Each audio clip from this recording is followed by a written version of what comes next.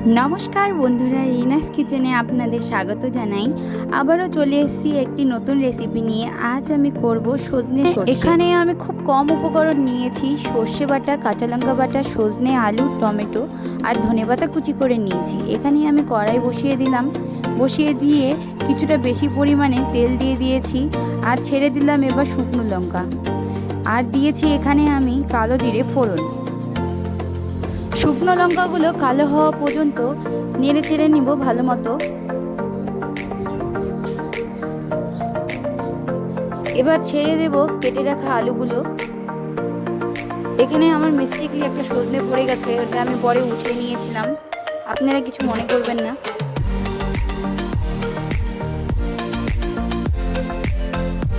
এবার আমি আলুগুলো ভালো করে সেদ্ধ হওয়ার জন্য ঢেকে দিলাম। 2 মিনিট পর ঢাকনা খুলে দিচ্ছি। আলুগুলো অনেকটাই ফ্রাই হয়ে গেছে, লাল লাল হয়ে গেছে।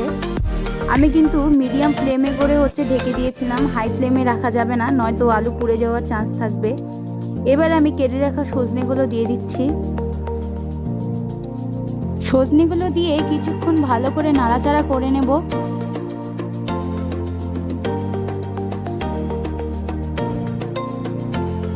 এরপর দিয়ে দিব 1 টেবিল স্পুনের মতো লবণ,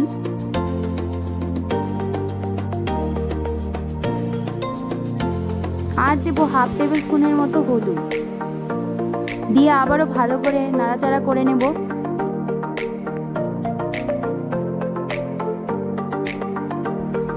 এবার দিয়ে দিব কেটে রাখা টমেটোগুলো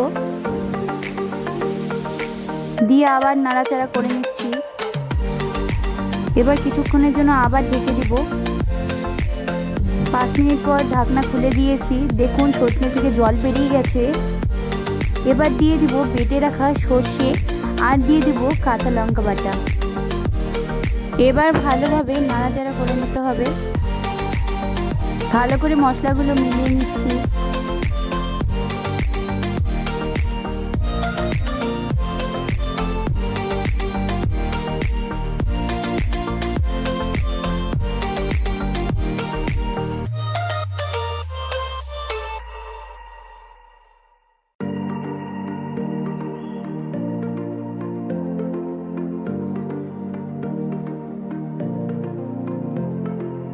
এবার আবারও 2 মিনিটের জন্য আমি ঢেকে দিলাম।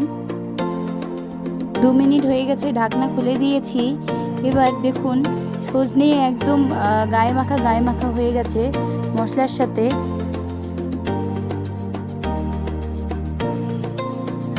এবার সবশেষে দিয়ে দেব সামান্য পরিমাণে চিনি, দিয়ে ভালো করে মিশিয়ে নিচ্ছি। সজনেতে বেশি জল দেওয়া যাবে না, তাই আমি যেই প্লেটে মশলাগুলো রেখেছিলাম সেই প্লেটেই ধুয়ে আমি 2 প্লেট জল দিয়েছি, সেই অনুযায়ী আপনারা জল দিবেন। দেখুন আমি সজনে চচ্চড়িতে যে পরিমাণ জল দিয়েছি, সজনে সেই জলগুলো শুষে নেবে। একদম গায়ে মাখা হয়ে গেলেই আমাদের সজনে চচ্চড়ি রেডি হয়ে যাবে। এবার ভালো করে নাড়াচাড়া করে নিয়েছি। করে নিয়ে আবারও কিছুক্ষণের জন্য আমি ঢেকে দেব। 2 মিনিট পর ঢাকনা খুলে দিয়েছি। আমাদের সজনে চচ্চড়ি এবার রেডি।